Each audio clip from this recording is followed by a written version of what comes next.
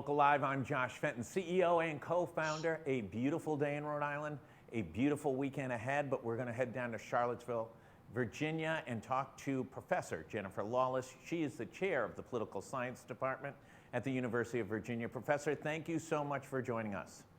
Of course, I wish it was a beautiful day here. It's disgusting.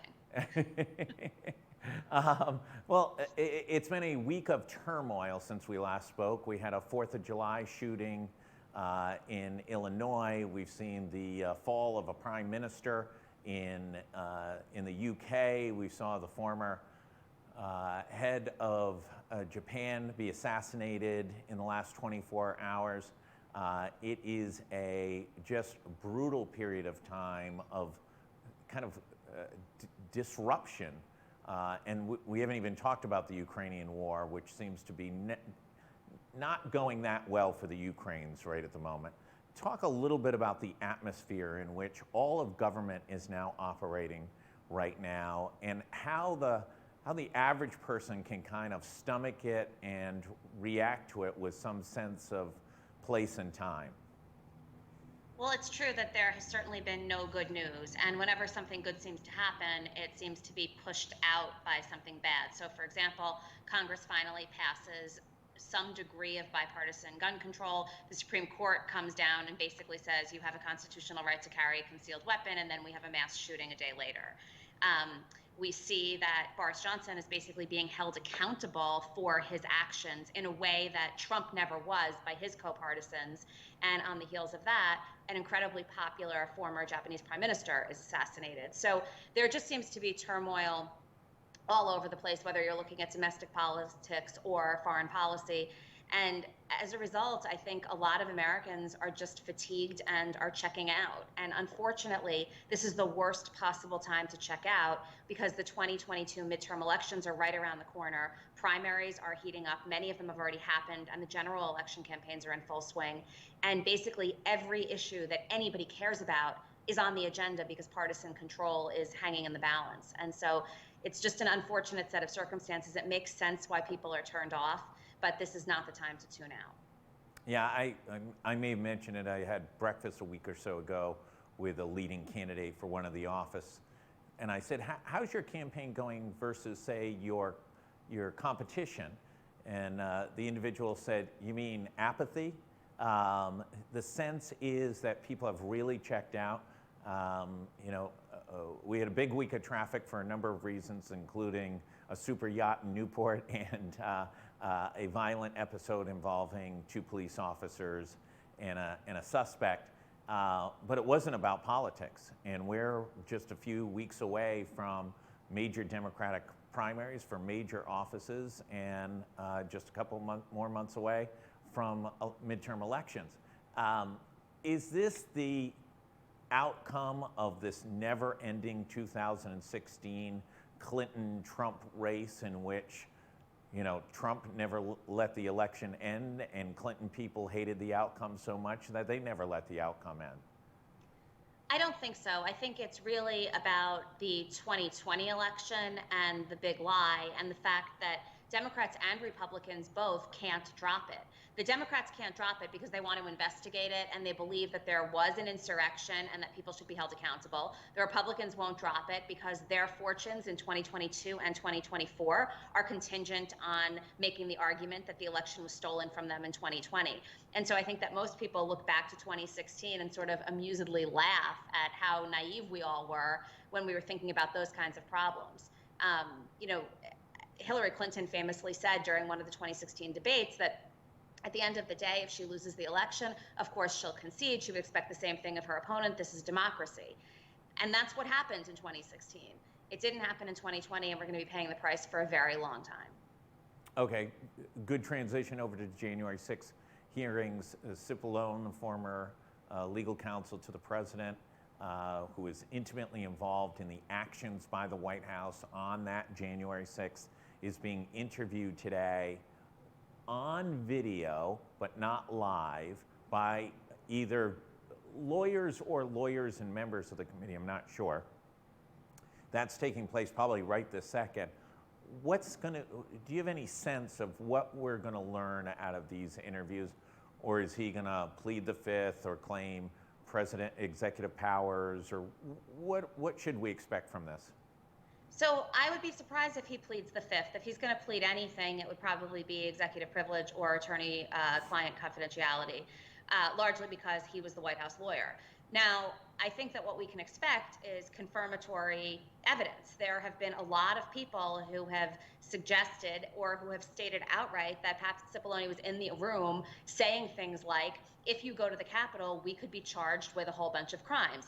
If you march to the Capitol, there will be an insurrection and you will ultimately be responsible for the damage that ensues. You're generating violence. A lot of the statements that he allegedly made could be used to demonstrate that Donald Trump was well aware of the fact, A, that there was no election fraud from a legal perspective, B, that what he wanted to do on January 6th was unconstitutional and dangerous, and C, that when the violence had actually erupted and he was unwilling to do anything about it, he was warned about the consequences of that as well. And so I don't think we're going to necessarily learn anything new from Cipollone, but I do think that there's a very good chance that he will confirm a variety of statements that have been made. And if that's the case, it makes it very, very difficult for some of Trump's sympathizers to argue that, well, Cassidy Hutchinson's a liar and Mark Meadows was telling the truth, right? It becomes a lot more difficult given that he was been in the room.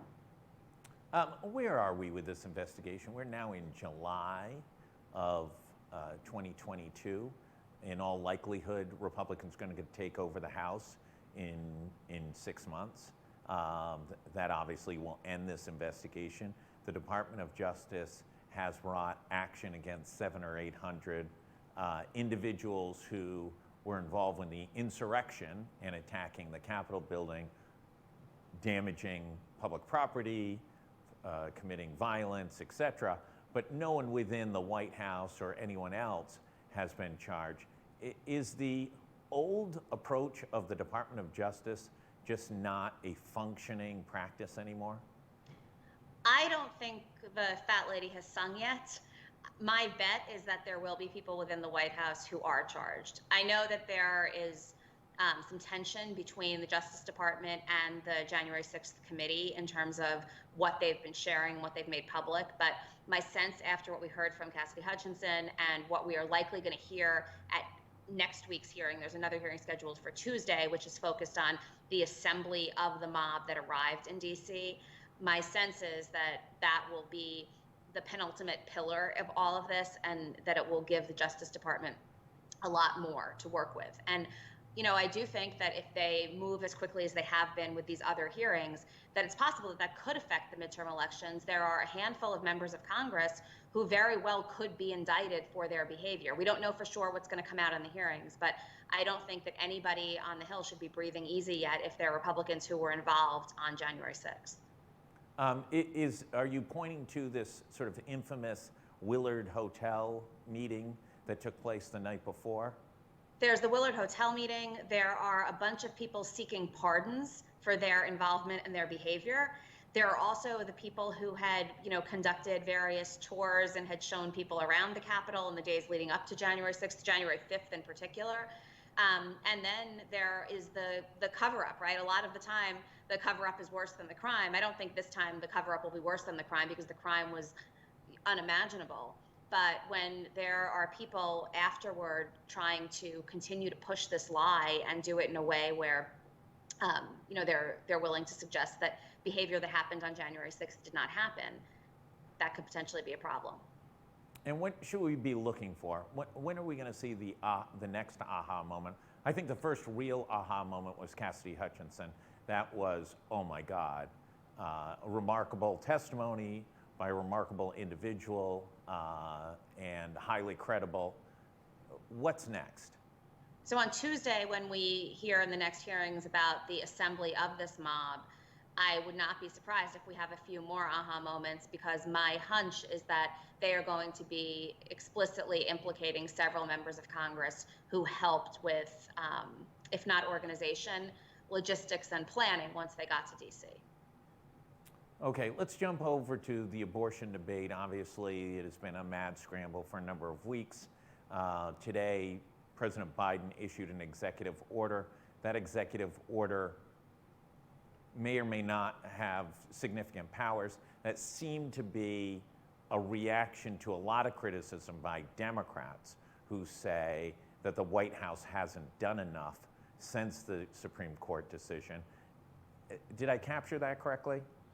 Yeah, I mean, so the Supreme Court overruled Roe versus Wade 2 weeks ago, and progressives and pro-choice activists and advocates have been pushing the administration to do whatever they can. I'm not sure that they've been saying that there's inaction. I think they've been pushing for as much action as they can get. Unfortunately, they're going to be somewhat disappointed today because an executive order and presidential authority are somewhat limited in terms of being able to secure a woman's right to choose. So, for example, the Hyde Amendment is still in place, which means that it becomes very difficult to figure out how federal funds can be used because Congress has passed a law that says they can't be.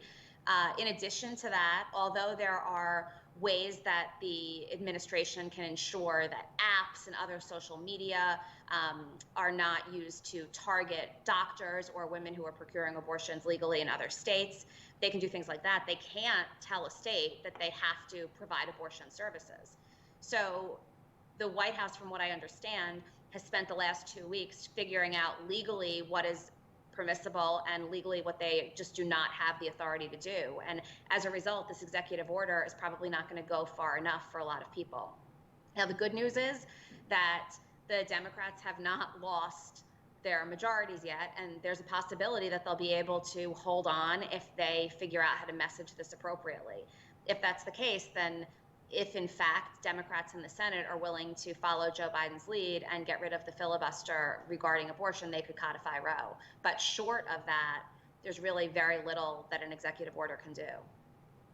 Yeah, the idea of just weeks before the midterm dropping the filibuster in the United States Senate has to go down there with, was it Daschle who got rid of the filibuster on Supreme Court justices?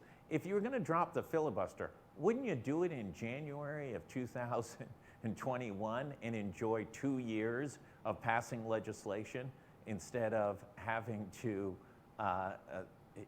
try and defend last-minute actions and then have Republicans come in and just absolutely reverse everything and not be bound by the filibuster? Well, a couple of things, right? The first is that it would be a carve-out, so it wouldn't be completely abandoning, it wouldn't be completely eliminating the filibuster. But the second thing is that as long as Joe Biden is president, the Republicans wouldn't be able to undo everything because in order to pass a law that undoes a law, the president needs to sign that new law into action, and he wouldn't. So this is a way for there to actually be, at least for the next 2 years, an extension. But it's unclear. I mean, in the past, Joe Manchin has said that he would not support this. Now, he said that before Roe versus Wade was overturned, but it's unclear. I'm not very optimistic about the odds of that happening. Yeah, I think January 2021 might have been the better time to make a decision on the filibuster. Let's jump over to the midterms. Here in Rhode Island, what it looks like, at least right now, is a point in time, although it is not an impressive run, is Seth Magaziner seems to be separating from the rest of the field. The polling that has been out, which is of minimal value because of sampling size and plus and minuses, is somewhat questionable, but let's just say because of the money advantage, et cetera, and the lack of momentum from some of the other candidates, that Seth Magaziner is leading the Democratic field right now. It seems somewhat surprising that after nearly 8 years in office, he's struggling so badly to be able to take that and be a clearly defined leader on it. And then Alan Fung has functionally secured the Republican nomination by getting the other candidates out. So it looks like right now, as a point in time, it's going to be Magaziner versus Fung. You're a Magaziner supporter, donor. But you're also a person who ran for that seat a number of years ago. Fung is personally very popular. He has almost complete name recognition. Here's Seth Magaziner running in a Democratic primary, struggling a little bit. Is this going to be one of those Republican upsets around the country? Here's a blue state, a blue seat, has been blue for 20 plus years. Could this swing over to the Republicans? No. And I'll tell you why. The first is that the Magaziner campaign is somewhat confined at this point because you can't count all of your chickens before they hatch. And so running a full-on campaign against Alan Fung in a very aggressive way is often, for any primary candidate, looked down upon until that primary nomination is secured. So there is a little bit of a threading a needle there. But the other thing that I would note is that it doesn't matter if Alan Fung is likable. What Seth Magaziner needs to do is indicate to voters across the state that even if they like Alan Fung, and even if they want Alan Fung in Congress, having Alan Fung in Congress means a vote cast for Kevin McCarthy as Speaker of the House or Majority Leader.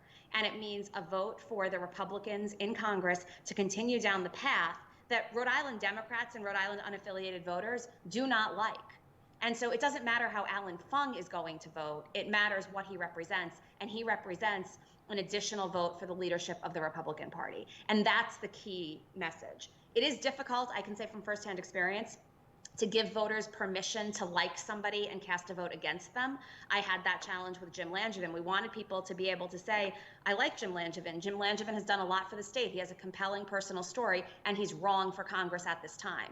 It's hard to do, but it's a lot harder to do when you're not new to the political scene, and instead you already have name recognition, you have a lot of resources, and you have a campaign team that's ready to hit the ground running as soon as you garner that nomination. Does Alan Fung, though, cross over to a population potentially that hasn't traditionally voted for a Republican? That's minorities. Here, once again, the Democrats have nominated a white male. They've never nominated, once or twice before, but never actually elected anyone other than a white male to Congress. The Republicans have. Claudine Schneider in that district, a Republican. Yeah, Claudine Schneider in that district. But since then, both parties have failed to do so. Can Alan Fung bring over, obviously, Asian Americans, Latino voters, maybe black voters who say, listen, we just need a change. We just need somebody who understands where we come from and what we're trying to get done here in Rhode Island? The question is, does Kevin McCarthy understand what they need done in Rhode Island? Does Steve Scalise understand what they need done in Rhode Island? Because voting for Alan Fung means voting for Kevin McCarthy and Steve Scalise. So I don't think that that's going to be a compelling argument. The other thing that I would note is choice is very important. It always has been. And we're now at a point where overturning Roe versus Wade is not hypothetical. And so electing an anti-choice candidate who's become increasingly anti-choice over time flies in the face of where public opinion is. And if that issue can be leveraged and catalyzed by the Magaziner campaign, I think that that will help as well. So it's not going to be an easy race. It's not a no-brainer, but I think it's Seth Magaziner's race to lose. Let's jump over to the next week. Biden continues to struggle with polling numbers. Great jobs numbers today, 320,000, I think, new jobs came into the economy, beat all expectations, may not help inflation per se, but certainly show that from the job market standpoint, there's a lot of energy and still a lot of hiring. The president's staff has been getting reshuffled a little bit, especially in the comms department. Are we going to see this administration be able to shift its messaging, be more proactive, less reactive, and begin to set an agenda of some kind? I'm sure Democrats hope so. Bringing Anita Dunn back into the fold is helpful. It demonstrates a veteran who's going to be able to get in there and just say, all right, what we're doing isn't working. But time is really short. They have to really set a national agenda, set a national message, and have that message trickle down. We're already seeing in the most competitive Senate and governor's races, Democratic candidates not using Joe Biden or Kamala Harris during their campaigns. And so that's obviously not a good sign. That can be turned around. It seems like a couple of days to political junkies that we're going to be in November, but to the average voter, there's still the sense that it's after Labor Day that all of the energy really pours into the general election. But Labor Day is not that far away, so I think it's possible. I don't have that much confidence because it should have been possible for the last year and a half, and it hasn't happened. You get the last word. What should we be looking for in the January 6th hearings on Tuesday and beyond? What else should we be looking at? I mean, I think Tuesday is the big day. I think there are going to be some names dropped that will suggest that the entire insurrection and the violence on January 6th was not a surprise to a lot of people who are currently serving as elected officials and who are in the White House. And the other thing I would think about is the extent to which the Boris Johnson resignation and being held accountable by his own party becomes a talking point in a lot of ways for the Democrats. To try and demonstrate that we didn't have to get to this point. The Republicans could have held Donald Trump accountable and really built their own party and their own message, and they opted not to do that. Professor Lawless, University of Virginia, Chair of the Political Science Department, thank you as always. For everybody else, stay tuned. There's been a lot of news already this morning. New federal jobs numbers, news out of the executive order out of the White House, a ACI guard found by a grand jury, been indicted by a grand jury for a manslaughter charge, and the state police issued photos of one of the perpetrators of violence at the State House, Roe v. Wade. They're looking for that individual. So a lot of news already this morning, much more coming this afternoon. Everybody be safe. Coronavirus is down, but if you haven't gotten your booster shot, get it. You want to make sure you're nice and protected and enjoy this great summer. Thanks, everybody. Stay safe.